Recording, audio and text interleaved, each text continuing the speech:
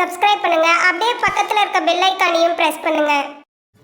தினராசி நேயர்களே, உங்களுக்கு இந்த சனி பகவானோட வக்ர நிவர்த்தி எப்படி இருக்குது அப்படின்னு பார்த்தோம்னா ரொம்ப கவனமாக கேட்டுக்கணும்.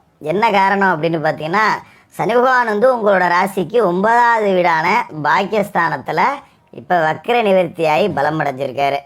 இதுக்கு மேலே ஒரு 9வது வீட்டில் வந்து மறுபடியும் வக்கரம்லாம் அடைய மாட்டார். நேர்கோட்டு பயணம் அப்படிங்கிறத தொடங்கிட்டார். அப்போ இதுக்கு மேலே பார்த்தீங்கன்னா அவர் 10வது வீட்டுக்கு தான் போவார் 2025 மார்ச் 29. அப்போ 9க்கும் 10க்கும் இடைப்பட்ட ஒரு பயணம் அப்படிங்கிறத தொடங்கிட்டாரு. அப்படிங்கிறதால இது நாள் வரைக்கும் என்ன இருந்துச்சு, இதுக்கு மேலே எப்படி இருக்குது அப்படிங்கிறத நம்ம பார்த்துருவோம். அதாவது சனி பகவான் 9வது வீட்டில் வக்ரம் அடைஞ்சார் பார்த்தீங்களா, அப்போ தந்தை மகனுக்குள்ள ஒரு சின்ன சின்ன விரிசல் அப்படிங்கிறது ஏற்பட்டிருக்கலாம்.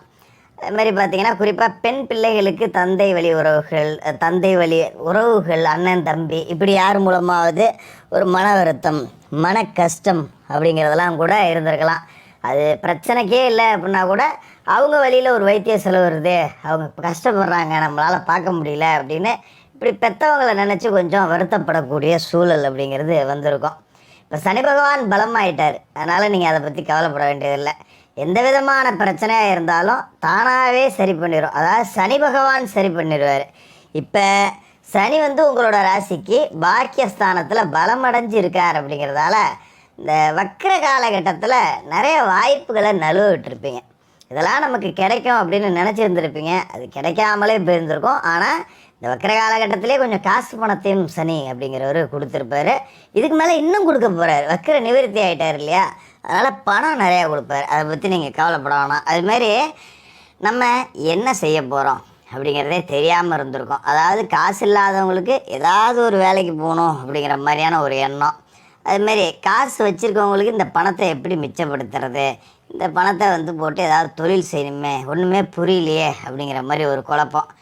வேலைக்கு போயிட்டுருக்கவங்களுக்கு பார்த்திங்கன்னா இதோட ஏதாவது சைடில் ஏதாவது சம்பாதிக்கலாமா அப்படிங்கிற எண்ணம் ஓடிட்டு இருக்கும். ஆனால் என்ன பண்ணுறது அப்படிங்கிறது தெரியாது. செய்யறதுக்கு தயாராக இருப்போம், சரியான முடிவு சரியான யோசனை அப்படிங்கிறது வராமல் போட்டு மனசை குழப்பிக்கிட்டே இருக்கிறது. செய்கிற வேலையில் பணம் பத்தலை, ஏதாவது தொழில் தொடங்கலாமா, இல்லை இருந்துக்கிட்டே ஏதாவது வேலையில் இருந்துக்கிட்டே ஏதாவது பார்ட் டைமாக தொழில் பண்ணலாமா, இப்படியான குழப்பத்துக்கு இப்போ விடை கிடைக்கும்.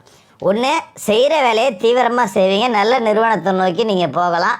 ஒரு 10 ரூபா சம்பளம் கூட வாங்கி இது போதுண்டா அப்படிங்கிற ஒரு மன நிறைவான வாழ்க்கை அப்படிங்கிறது அமையும். அப்படி இல்லை அப்படின்னா சரி விடு, இது தூக்கி போட்டு நம்ம சொந்தமாக ஒரு தொழில் பண்ணுவோம். எத்தனை நாளைக்கு தான் நம்ம இன்னொருத்தர்கிட்ட அடிமையாக இருக்கிறது, நம்ம உழைச்சி அவங்களுக்கு காசு சம்பாதிச்சு கொடுக்குறோம், நமக்கு பத்த மாட்டேங்குது. அதுமாரி ஒரு நல்லது கிட்டதுக்கு ஒரு 2 நாள் லீவு கேட்டால் கூட கொடுக்க மாட்டேங்கிறாங்க. இனிமேல் நம்ம இன்னொருத்தன்ட்ட வேலை செஞ்சு இன்னொருத்தனுக்கு சம்பாதிச்சு கொடுக்கக்கூடாது, நம்ம தொழில் செஞ்சு நம்ம முன்னுக்கு வருவோம் அப்படிங்கிற ஒரு முடிவுக்கு வருவீங்க. ஏன்னா சனி வந்து தொழில்ஸ்தானத்தை நோக்கி போகிறாரு பார்த்தீங்களா, உங்களை முதலாளி ஆக்கிறதுக்கு தள்ளி பார்ப்பார். தொழிலாளிகளை முதலாளிகளாக்கி பார்க்கக்கூடிய வேலைகள் அப்படிங்கிறத சனி செய்வார். ஆரம்பிக்கலாமா தொழில் ஜோசியரை, முதல்ல போடலாமா ஜோசியரை அப்படின்னா போடலாம், தப்பு கிடையாது. இதில் என்ன முக்கியமான விஷயம் அப்படின்னா இதுக்கு மேலே தந்தை வழி ஆதரவு அப்படிங்கிறது இருக்கும். இப்போ தந்தையார் வந்து நம்ம ஒரு தொழில் செய்யணும் அப்படின்னு நினச்சா, இந்தாப்பா 10 ரூபா இதை வச்சுட்டு பொழைச்சிக்க வா, என்னால் முடிஞ்ச உனக்கு ஒரு ஒத்தாசையாக இருக்கேன், எனக்கு ஏதாவது வேலை இருந்தால் சொல்லு, நான் வந்து செஞ்சுக்கிட்டு இருக்கேன், வீட்டில் சும்மா தானே இருக்கேன் அப்படின்னு தந்தை மகன் உறவு அப்படிங்கிறது வலுவடையும். அதுமாதிரி சகோதர உறவுகள் அப்படிங்கிறவங்க நமக்கு ரொம்ப சந்தோஷமான ஆதரவு கொடுப்பாங்க, நமக்கு ஆச்சரியமாக இருக்கும், பரவாயில்ல அப்படின்னு. அதோட சொந்த வீடு கட்டக்கூடிய எண்ணம் அப்படிங்கிறது மனசில் உதிக்கும். ஏன்னா 9ஆம் இடத்துல சனி இருக்கார் அப்படின்னா கண்டிப்பாக சொந்த வீடு அப்படிங்கிற ஒன்றை உருவாக்குறதுக்கு உங்களை உந்து சக்தியாக இருப்பார். எப்படியாவது வீடு கட்டுறதுக்கு ஒரு மனம் வாங்கக்கூடிய வேலைகளையாவது இந்த காலகட்டத்தில் செஞ்சுருவீங்க. அப்படி இல்லைன்னா ஏதோ ஒரு ரூபத்தில் கையில் வச்சுருக்க காசை வச்சோ, இல்லை லோன் போட்டோ, இல்லை ஒரு நகை நட்டை கொண்டு வச்சுட்டோ, இல்லை பூர்வீக சொத்தில் ஏதோ ஒரு பாகத்தை கூறு போட்டு விற்றுட்டோ, ஏதோ ஒரு மூலையில் வீடு அப்படிங்கிறது உங்களுக்கு கட்டக்கூடிய எண்ணம் அப்படிங்கிறது வரும். அதுக்கான யோகம் அப்படிங்கிறதும் இருக்குது. அப்போ முயற்சி எடுத்தீங்க அப்படின்னா நிச்சயமாக அது நடக்கக்கூடிய வாய்ப்புகள் அப்படிங்கிறது பரிபூரணமாக இருக்குது. சரி, இப்போ சனி 10 நோக்கி போகிறாரு ஜோசியரை, கூட்டு தொழில் ஏதாவது செய்யலாமா அப்படின்னு நீங்கள் கேட்கலாம். அதெல்லாம் செய்யலாம், தப்பு கிடையாது. 10ல் சனி இருக்கார் அப்படிங்கும்போது கூட்டு தொழில் செய்யலாம். ஆனால் கொஞ்சம் சரியான ஒப்பந்தங்கள் எல்லாம் முறையாக கடைப்பிடிக்கணும். சின்னதாக நம்ம நட்பு சொந்த பந்தம் அன்பு பாசம்னு இருந்தாலும் தொழில்னு வரும்போது சரியான முறையில் எழுதிக்கணும். உனக்கு இத்தனை பர்சன்டேஜ், எனக்கு இத்தனை பர்சன்டேஜ், நீ இவ்வளோ வேலை செய், நான் இவ்வளோ வேலை செய்கிறேன் அப்படின்னு ஒப்பந்தங்களை சரியான முறையில் எழுதிக்கணும். அதுதான் வந்து கடைசி காலகட்டம் வரைக்கும் நல்லது. அதேமாதிரி பெண்களை நீங்கள் பங்குதாரராக சேர்த்துக்கலாம் அப்படின்னு முடிவு செஞ்சிங்கன்னா இன்னும் கூடுதல் வருமானம் அப்படிங்கிறதும் கிடைக்கும். அதில் எந்த விதமான மாற்று கருத்தும் கிடையாது. அதுமாரி புத்திகாரகன் புதனோட ஆதிபந்தத்தில் பிறந்தவங்க நீங்கள். புதன் வந்து சனிக்கு பகை கிரகம்லாம் கிடையாது. அப்படிங்கிறதால கூடுமான வரைக்கும் இந்த பாட புத்தகம் சார்ந்து, அரசியல் சார்ந்து, கல்வி சார்ந்து, ஆன்மீகம் சார்ந்து தொழில் செஞ்சீங்க அப்படின்னா பெரிய அளவில் வெற்றி பெறக்கூடிய வாய்ப்பு. இப்போ ஒரு பள்ளிக்கூடம் வாசலில் போய் ஒரு ஸ்டேஷ்னரி ஷாப் போடுறேன், ஒரு புத்தக கடை போடுறேன், ஒரு காலேஜ் வாசலில் போய் அங்கே ஏதாவது ஒரு புத்தக கடை போடலாம், கல்லூரி சார்ந்து புத்தகம் நோட்ஸ் விற்பனை செய்கிற கடை போடுறேன், இல்லை ஒரு பெரிய ஆலயம் இருக்குது அங்கே போய் பூஜை பொருட்கள் சார்ந்த கடை அப்படிங்கிறது போடுறேன். இதுமாதிரி மக்களுக்கு சில்லறை வியாபாரம் செய்கிறேன், ஒரு மளிகை கடை வைக்கிறேன், இல்லை ஒரு டீ கடை வைக்கிறேன், ஒரு ஹோட்டல் வைக்கிறேன், இல்லை ஒரு காய்கறி கடை வைக்கிறேன். இந்த மாதிரி சில்லறை வியாபாரம் அப்படிங்கிறத தொடங்குனீங்கன்னா கொடிகட்டி பறக்கக்கூடிய வாய்ப்பு இருக்குது. இது எதுக்காக நம்ம இப்படியே பேசுகிறோம் அப்படின்னா, கல்வி அறிவுள்ளவர்கள் பெரும்பாலும் வந்து அவங்களுடைய துறை சார்ந்த தொழில் அப்படிங்கிறத செஞ்சுருவாங்க.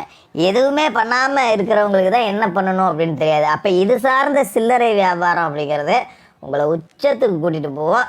சனி தொழிலை நோக்கின தன்னோட பயணம் அப்படிங்கிறத தொடங்கிட்டாரு. அதனால் நீங்கள் கவலைப்பட தேவையே இல்லை.